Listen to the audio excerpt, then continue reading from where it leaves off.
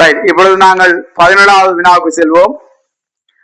குவி வில்லையின் தலைமைச்சில் வில்லையிலிருந்து 10 சென்டிமீட்டர் தூரத்தில் வைக்கப்பட்ட பொருளுக்கும் பின் பழைய நிலையிலிருந்து 20 சென்டிமீட்டர் வில்லையிலிருந்து விலத்தி அசைத்த போதும் ஒரே பருமனுடைய பிம்பம் தோன்றியது. இவ்வில்லையின் குவிய தூரம் என்ன? இந்த வினாவுக்கும் ஒரு ஷார்ட்கட் உள்ளது. அதாவது ஒரு பொருளுக்கு 2 சந்தர்ப்பங்களில் ஒரே பருமனுடைய பிம்பம் புறப்படும் போது அங்கே ஒன்று மாயபிம்பமாக அமையும், மற்றது மெய்பிம்பமாக அமையும். இவ்வாறு புறப்படுகின்றது என்றால் அந்த குவிய தூரம் f u1 சக u2 2 அமையும். அதன்படி 10 சக இரண்டாவது 30 அசைப்ப 20 தள்ளி அசைப்பதால் 30 பொறுத்தூரம். 10 சக 30 2 20 சென்டிமீட்டர் என இந்த முடிவு தெரிந்திருக்கின்ற மாணவர்கள் இலகுவாக இந்த விடைக்கு வந்திருக்கலாம். இப்பொழுது மாணவர்களின் நன்மை கருதி இந்த முடிவு எவ்வாறு பெறப்பட்டது என்பதை நான் உங்களுக்கு சற்று விளக்கமாக விளக்கப்படுத்துகின்றேன். எங்களுக்கு தெரியும், இப்பொழுது 2 சந்தர்ப்பங்களிலும் பிம்பத்தின் பருமன் சமனில் 2 சந்தர்ப்பங்களிலும் நேர்கோட்டு உருப்பெருக்கம் சமனா இருக்கும். எனவே v1 u1 சமன் v2 u2. முதலாவது சந்தர்ப்பத்தில் புறப்படுவது மாயபிம்பம். மாயபிம்பத்துக்காக நான் கூறியிருந்தேன் uf f - u என எழுதலாம். அதன்படி v1 க்கு பதிலாக நாங்கள் u1 f f - u1 கீழ் u1 சமன். இரண்டாவது சந்தர்ப்பத்தில் புறப்படுவது மெய்பிம்பம். மெய்பிம்பத்துக்கான சூத்திரம் uf u - என்பதால் u2 f u2 - f u2 என வரும். இப்பொழுது u1 u1 cancel, u2 u2 cancel, f f cancel. ஆகவே u2 - f சமன் f - u1 என வருகின்றது. எனவே f சமன் u1 plus u2 2 என இந்த ஷார்ட்கட் தெரிவிக்கப்படுகிறது. மிக உபயோகமான ஒரு ஷார்ட்கட். ஒரு குவிவில்லையிலே 2 பொறுத்தூரங்களுக்கு ஒரே பருமனுடைய பிம்பம் புறப்படும் போது ஒன்று மாயபிம்பமாக அமையும், மற்றது மெய்பிம்பமாக அமையும். இந்த சந்தர்ப்பத்தில் அந்த வில்லையின் குவிய தூரம் u1 plus u2 2 என அமையும். எனவே 17வது வினாவுக்கு சரியான விடை 20 சென்டிமீட்டர். மூன்றாவது விடை.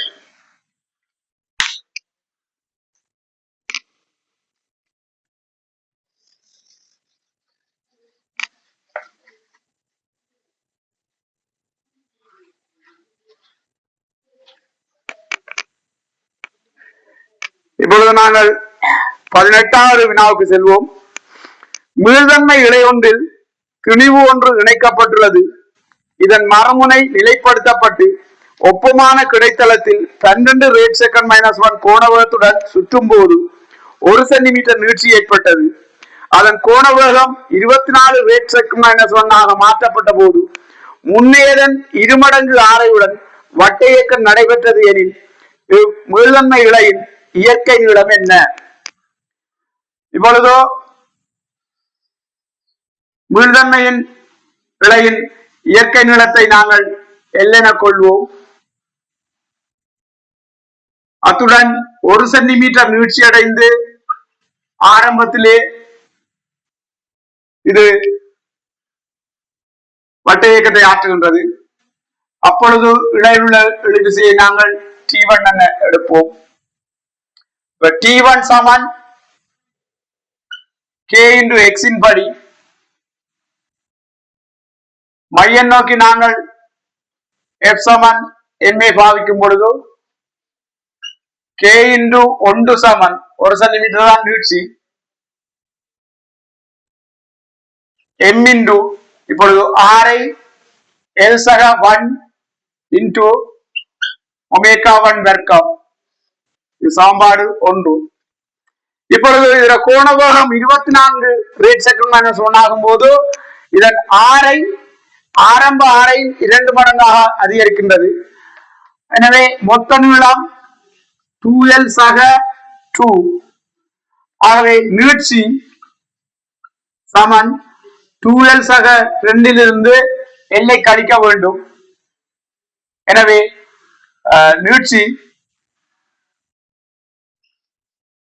L சக 2 என அமையும்.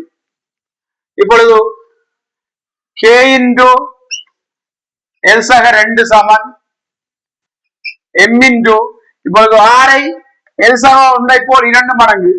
இது 2 இன்டு L சக 1 இன்டு ஒமேகா2 வர்க்கம். இது சமன்பாடு 2. சமன்பாடு 2 சமன்பாடு 1 பிரிக்கும் போது L சக 2 சமன் 2 இன்டு 24 வர்க்கத்தின் கீழ் 12 வர்க்கம். 24 வர்க்கத்தின் கீழ் 12 வர்க்கத்தை 4 என எழுதலாம். 4 8. 8 2 போனால் L சமன் 6 சென்டிமீட்டர் என அமையும். மூன்றாவது விடை.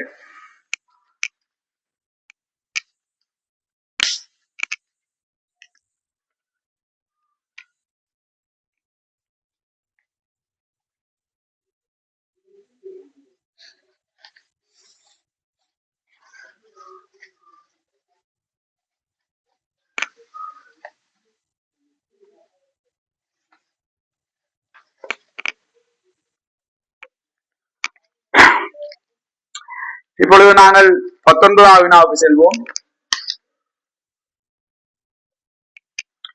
ஒரு புள்ளியில் தாக்கும் இரு சம பருமனுள்ள விசைகளின் விளைவின் பருமனும் தனி விசையின் பருமனுக்கு சமனில் இரு விசைகளுக்கு இடைப்பட்ட கோணம் என்ன?